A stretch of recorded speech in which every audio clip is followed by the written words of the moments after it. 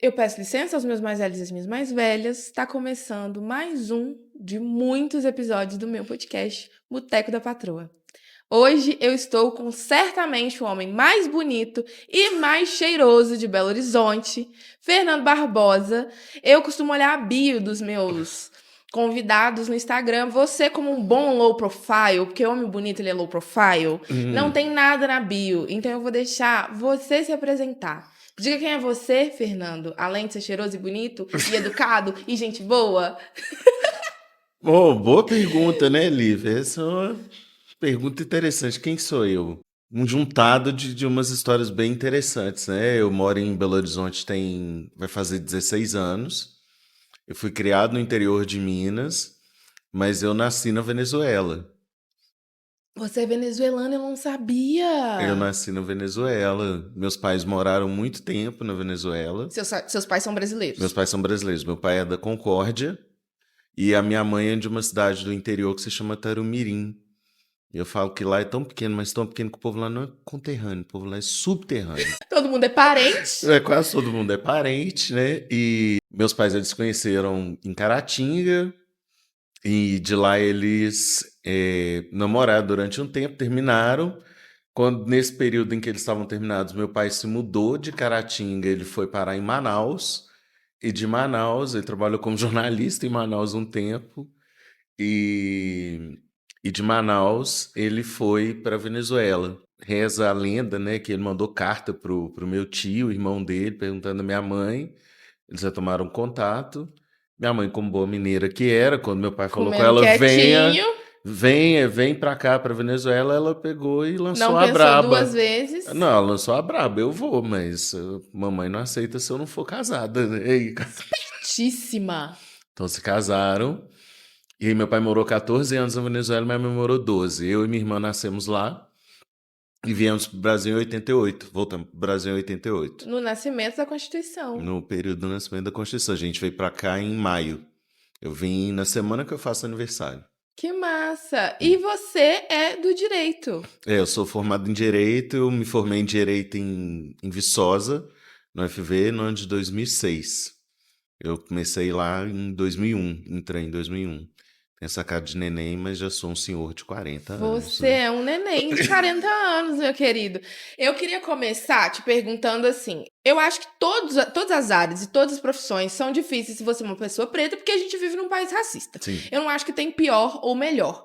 Mas eu queria que você falasse um pouco dessas dores e delícias de operar o direito. Porque eu imagino que não tem como dissociar o fato de você ser um homem negro da sua profissão. Por que eu tô dizendo isso? Eu vi um vídeo outro dia de um advogado TikToker advogado, não sei, mas o vídeo era uma zoeira, tipo assim, ele saindo do fórum de terno, aí a legenda do vídeo era tirando a roupa de branco que eu tenho que usar para as pessoas acreditarem que eu sou advogado. E aí ele entrava no carro e botava a dureg dele, não sei o que e tal. Como que é isso, assim, estar nesse ambiente que historicamente não é pensado para corpos como os nossos, embora nós tenhamos grandes expoentes do direito que são pessoas pretas e as pessoas esquecem disso. Como que é isso pra você, assim? Como que chegou? Ah, vou fazer direito. E agora, como é que eu lido com isso? Eu sou filho de professores, né? Que minha mãe é professora ela foi professora de português durante muito tempo e se aposentou como professor de espanhol. Meu pai deu aula durante muito tempo e meu pai também é advogado. Mas não foi por influência do meu pai que eu fui para o direito. Na verdade, os meus pais achavam que eu ia fazer engenharia, porque eu sempre fui muito bom aluno de matemática. E todo mundo apostava que eu fosse fazer engenharia. Na época teve aquele negócio de teste vocacional, já ouviu Ai, falar? sim. Eu fiz esse negócio de teste vocacional na escola que eu estudava e deu que a minha área de direcionamento seria alguma das engenharias. E eu decidi ir para a área do direito. E durante a faculdade inteira eu sempre disse, olha, eu posso fazer qualquer coisa no direito, mas uma coisa que eu não quero para minha vida é ser professor. Porque a minha mãe, ela via aquela questão de como que é sala de aula, né? Que a sala de aula é uma coisa maravilhosa, só que a parte de você corrigir prova nos finais de semana, Uhum. Essa é uma parte que não aparece no script, Exato. E né? não é remunerado também. E não é remunerado, o que é preparar a aula, né? Sim. E eu falava, não, não quero, não quero, não quero, não quero. E chegou no final da faculdade, no nono período, eu falei, se eu quero dar aula. Oi, tudo bom? Oi, tudo Sabe bem? aquilo que eu falei? Desfalo. Pois é, eu gostaria de dar aula. E eu vim para Belo Horizonte, que teve uma greve, eu era para ter me formado em dezembro de 2005, me formei em maio de 2006. Vim para Belo Horizonte, fiquei um tempo aqui em Belo Horizonte e fiz um concurso para a UFV, para professor substituto, e eles acabaram me chamando para esse concurso. Eu fiquei 2 anos como professor substituto lá na UFV. Que Então, a minha massa. primeira experiência Já foi na profissional universidade. foi dando aula. Voltei para a universidade onde eu estudei para dar aula, assim, e foi muito. Mas a dificuldade, essa questão do racismo, né? Não tem nada, né, Lívia? A gente sabe, não tem nada que proteja a gente do racismo. E aí, eu costumo falar que o racismo ele é como se fosse um crime perfeito, Sim. né? Porque ele constantemente ele te revitima. Ele te coloca numa posição em que você tem que reviver todos os seus traumas para você conseguir movimentar qualquer tipo de empatia da audiência que te escuta. Então, para eu te falar das dificuldades que eu enfrentei, uma das primeiras vezes que eu fui acompanhar no fórum um cliente do escritório que eu trabalhava, que eu era estagiário, eu com a carteira de estagiário da ordem, é, e aí eu acho que era uma audiência de alimentos, alguma coisa assim. E eu lembro que a funcionária do fórum me perguntou se eu era a parte, né? Você não poderia estar ali como um advogado. Não, jamais, né? E esses diversos lugares, porque aí corta para um ano, uma época que eu trabalhei na Savassi, acho que foi no ano 2019, 2018 ou 2019, eu trabalhava na Savassi e eu fui comprar presente de Natal no shopping que tem na Savassi. Uhum. Nesse dia eu tava de terno. Eu tava de terno e eu tava parado, eu tinha ligado para um amigo meu pra gente comprar um presente para um nosso amigo. E eu tô lá parado, esperando, apoiado no parapeito do shopping. Chegou uma senhora, me cutucou e me perguntou: onde que é tal loja assim, assim? Boa tarde, Fiona. É. E aí, na hora que eu virei pra ela e que ela viu que eu não era segurança, ela simplesmente virou pra mim e falou assim: Ó, você não trabalha aqui. E foi embora. Por que ela supôs isso só porque você estava encostado ali, né? Enquanto eu tava de terno, preto, de terno encostado. E aí O são. que que um homem preto de terno tá fazendo? Tá fazendo no shopping na Savassi, né? Eu sempre acho que as nossas dores, elas viraram muito mais um fetiche do que qualquer outra coisa, principalmente para quem é racista.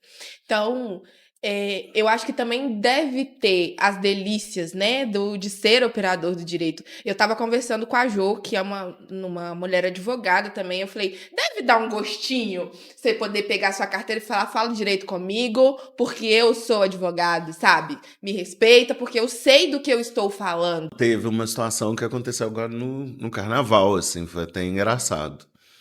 Engraçado porque começou de uma maneira meio trágica. Era domingo de carnaval. Eu tinha saído de roupa de carnaval mesmo. E o irmão de uma amiga minha, ele foi preso. Ele Imagina o desespero. Não, eu desespero e a gente estava junto. Quando ela recebeu a notícia de que o irmão dela tinha sido preso. Até aí tudo bem. Eu não sou um advogado criminalista. Você é de qual área? Eu sou da área do direito administrativo. Eu trabalho com a área de direito público, meu Uhum. mestrado foi em direito constitucional. E aí essa minha amiga ficou desesperada.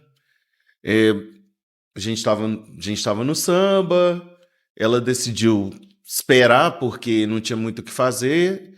Aí quando acabou, a gente pegou e foi para delegacia para acompanhar a situação do irmão dela, entender o que tinha acontecido, Por que que ele tinha sido preso? por que ele tinha sido preso, e chegou. A gente foi para o batalhão da Polícia Militar onde ele estava, e de lá ele foi conduzido para a delegacia.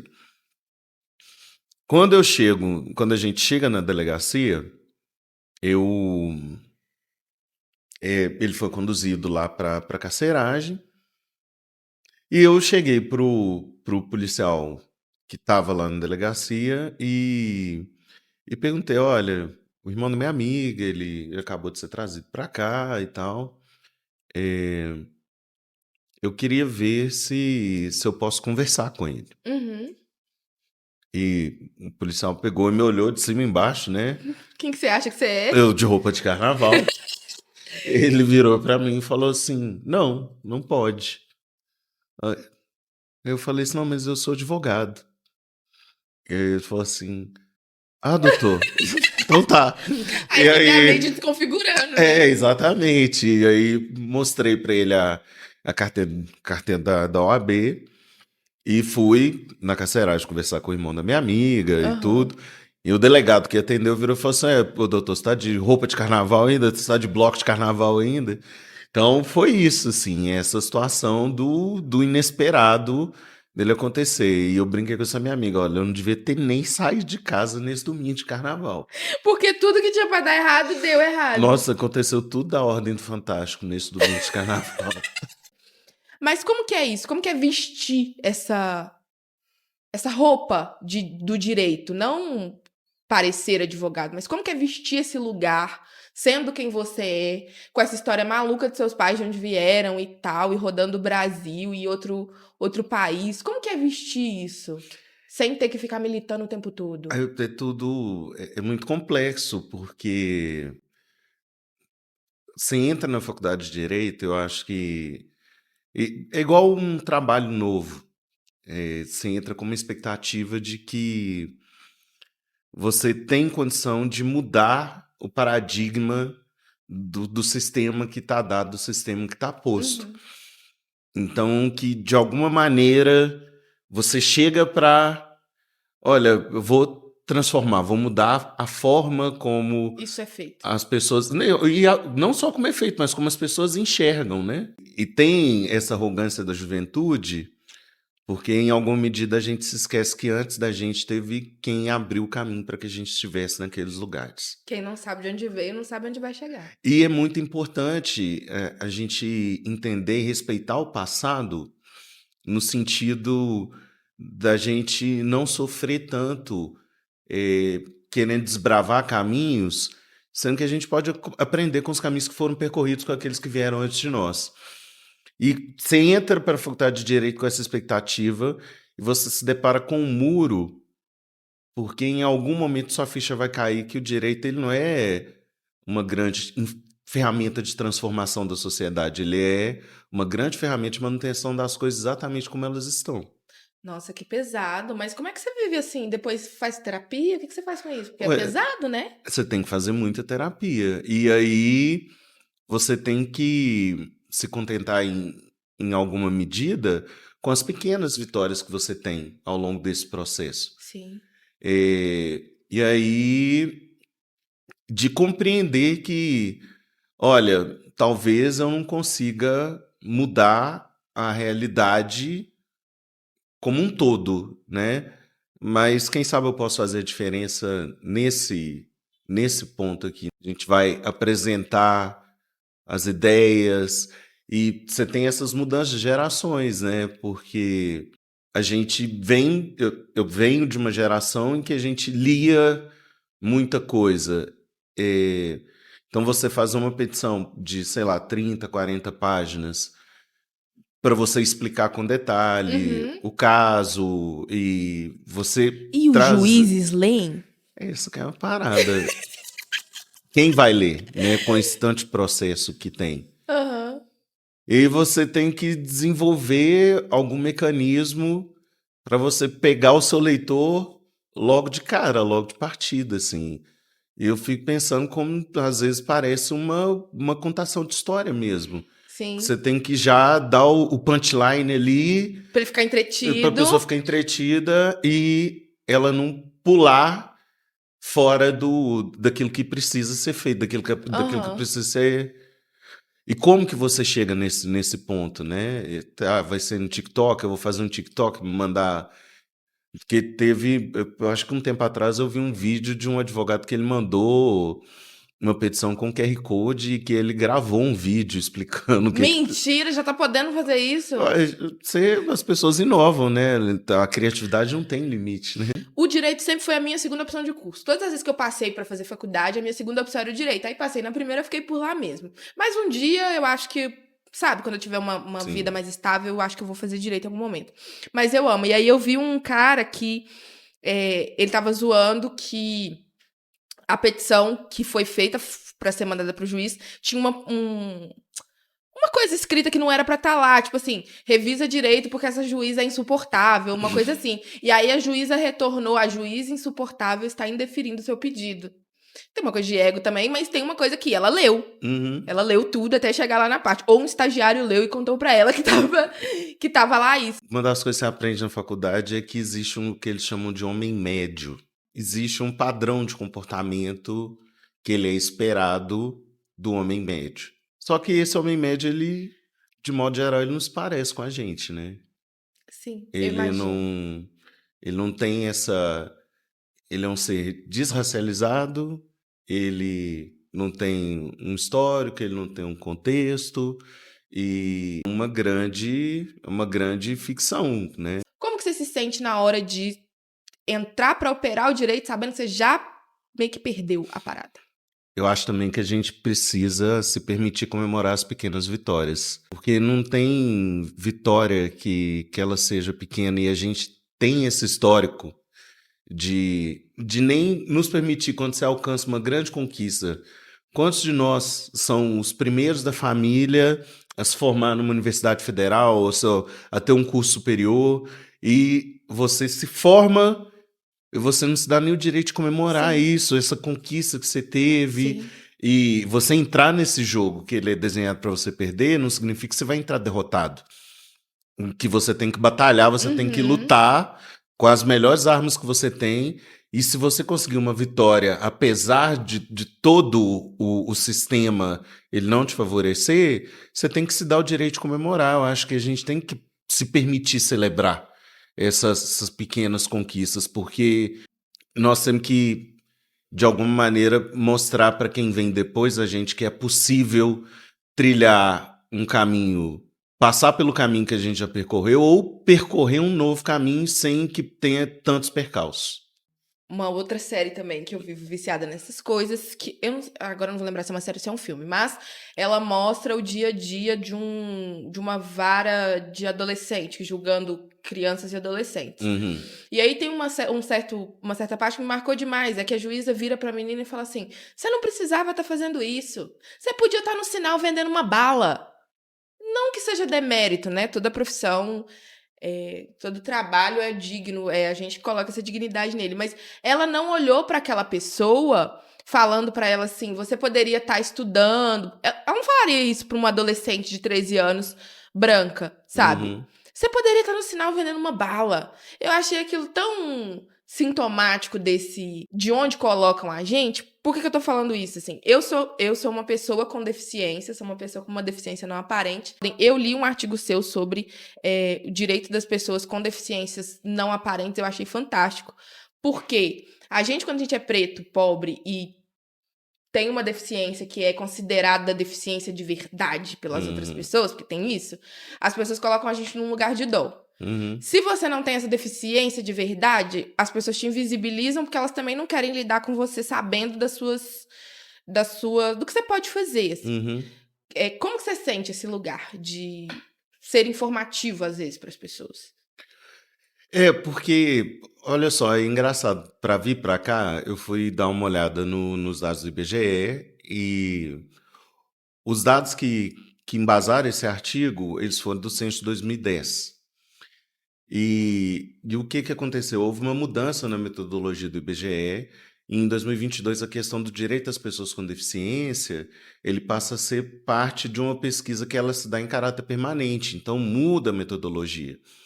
E o que essa pesquisa do IBGE ela aponta para a gente?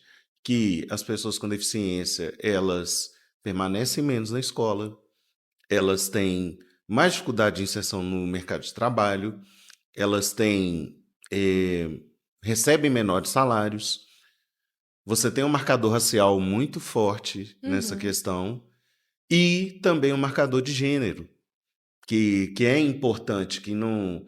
E eu falo que não dá para gente pensar em política pública sem você pensar em dado. Sim. E você não pesquisar, você não revela o problema, mas a partir do momento em que você levanta a informação, você tem que dar um direcionamento para aquele problema. E você tem que desenhar a política pública. E aí, quando você Não fala dá mais pra que. ignorar. Não dá mais para você ignorar. Então, você está falando, olha, o problema da deficiência, ele tem gênero, ele tem raça, ele tem classe Classe social. social, e essa questão das deficiências não aparentes. Eu tenho uma deficiência não aparente, eu sou monocular. Parte dessa minha pesquisa, ele vem de entender o que significa eu ser uma pessoa com visão monocular. A minha vida ela não é tão afetada, mas tem algumas coisas que eu não posso fazer, Uhum. né? Porque você perde a noção de profundidade. Por exemplo, Menina, eu não sabia. você perde a noção de profundidade. Então, às vezes, eu ia pegar um copo E passava. e passava. E Você dirige? eu dirijo. Aí a minha habilitação ela tem um Um xizinho, a xizinho. minha também. E quando. Porque esse foi um problema que ele veio para minha vida quando eu estava na adolescência. Eu tive uma Ah, sim. hemorragia no fundo do olho e aí deu como se bloqueasse o meu campo de visão, assim. Um desespero até entender do que se tratava. Você já estava aqui no Brasil? Não, já estava aqui no Brasil, estava em Ipatinga, eu tinha 16 anos.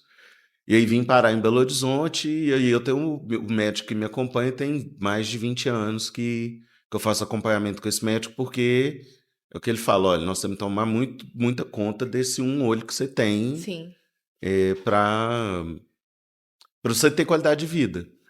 E é difícil até mesmo você se aceitar, né? Porque não é a Olimpíada da opressão, né? Exatamente. E Não, eu acho que as pessoas colocam a gente num lugar assim, não, é igual as pessoas pretas de pele clara. Não, você não é uhum, tão preto. Não, você não é tão deficiente. Mas eu uhum. não tô querendo ser muito deficiente, não é sobre isso, sabe? É sobre respeitar os direitos que eu vou ter, independente do grau dessa deficiência. E não invisibilizar Sim. a experiência, a vivência de cada um. E a gente faz muito isso de não se esforçar para conseguir enxergar o outro na Uhum. sua totalidade, né? A gente não é empático de maneira geral. Sim. E aí, quando o meu corpo chega em determinados ambientes, chega um corpo preto, né? O que chega primeiro é o tom da minha pele. Aí chega o advogado, eu sou. A minha profissão é advogado, só que é só isso que me define, Sim, não é né? o que você é. É só isso que me define. E como que a gente vai transitar e navegar nesse universo de tantas possibilidades, de tantas opressões. E operar o direito em alguma medida, você escolher quais são as batalhas que você quer. Quais são Comprar. quais são as batalhas que você quer comprar e quais as guerras que você quer comprar. Porque a gente não fala do custo emocional disso também. Nossa, sim. A gente não fala do custo emocional, porque a vida, quando você empenha a sua vida na questão do enfrentamento, né? Do enfrentamento ao racismo, isso tem um custo emocional muito grande. E o racismo ele não vai se manifestar, nem sempre as pessoas vão te atacar de maneira Nem sempre elas vão escancarada. jogar banana em você. Outras alternativas são sempre possíveis. O racismo se reinventa, né? Todos os dias. Todos os dias. E ele é uma tecnologia que ela é de uma plasticidade tamanha que ela consegue. Hoje a gente avançou num determinado ponto que não é mais aceitável você fazer as brincadeiras, se representar como os Trapalhões representados na década de 80, um cara preto como um Um bêbado, alcoólatra louco. um vagabundo. Não Uhum. é mais aceitável você fazer isso. Mas você continua, em alguma medida, reproduzindo o estereótipo da mulher negra raivosa, Sim. você continua Da reproduzindo negra boa de cama, da mulata da exportação. mulata exportação, do negrão, que é o. Sempre o pausudo. E tem exatamente esse lugar. E as práticas, elas se refinam. E às vezes o racismo ele tá no olhar, no jeito que você olha, né? Porque muita gente pergunta para nós. qual que é o jeito certo de eu me dirigir pra pessoa que é negra? É preto ou é negro? Tem nome, né? Vocês sabem que a gente tem nome. Também, né? Para além do nome, mas não é a expressão que você usa, né? Como É o você. tom que você aplica. O tom que você aplica, você pode estar sendo ultra racista De uma maneira super sutil. de uma maneira super Fernando, fofa. eu poderia ficar aqui horas conversando com você, porque esse meu pé no direito, ele me deixa muito interessada nesse assunto. Mas o nosso tempo tá acabando. Mas antes de acabar, eu quero que você me conte Uhum. um momento na história do mundo que você gostaria de ter estado presente, você e uma câmera, pra você fazer um clique, e aquela foto só você ia ter.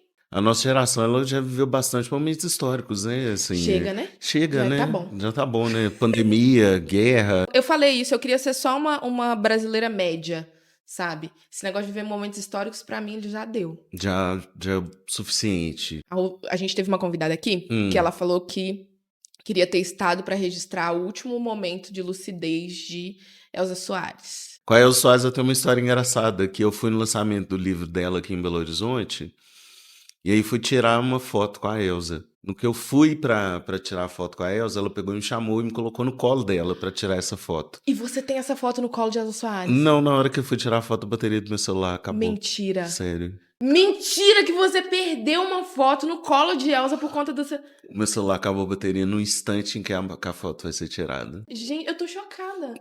Mas você guardou na memória. Guardei na memória, mas vamos falar assim, um momento histórico que eu gostaria de ter algum registro. Eu vou falar de uma coisa bem pessoal, porque tem sido parte da minha investigação que eu tenho investigado um pouco a história da família do meu pai aqui em Belo Horizonte, porque o meu bisavô ele trabalhou na rede ferroviária, ele foi faxineiro da rede ferroviária, meu avô ele foi contador também da rede ferroviária, e esses dias eu descobri que meu avô ele foi maçom.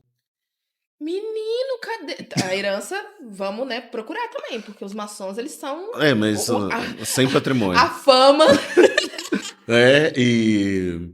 Mas eu gostaria de registrar algum momento com a minha avó, de ter um registro com a minha avó, a mãe do meu pai, que eu não conheci. Seria uma coisa... E eu tive essa oportunidade porque no prédio da minha família, eles encontraram, pouco tempo atrás, uma placa do escritório de contabilidade do meu avô, e que na placa do escritório de contabilidade tem o nome da minha avó como ajudante. Tá? Contabilidade Barbosa. Aí tá lá, Cecília Ajuda, que é o nome da minha avó. Ai, que bonitinho, que fofo, Fernando. Muito obrigada por você ter trocado essa ideia toda aqui comigo. Espero que vocês tenham gostado. Fala suas redes sociais, se é que você quer ser encontrado. Onde que as pessoas te acham? As pessoas, é mais fácil me achar na rua, né? Porque minhas redes sociais eu tô meio off das redes. Eu tenho o meu Twitter, e você vai me achar o meu Twitter. Amo. Se você procurar lá o pagador de boletos, você vai me encontrar. É maravilhoso. E o meu Instagram é uma rede que está morta. E o meu Facebook também. Então acha ele na rua ou no Twitter, o Pagador de Boletos. Aproveita também para seguir o meu podcast, Boteco da Patroa Cast, e as minhas redes pessoais, @patroa mesmo. Obrigada pela sua presença, espero que vocês tenham gostado. Um beijo. Beijo. Tchau, tchau.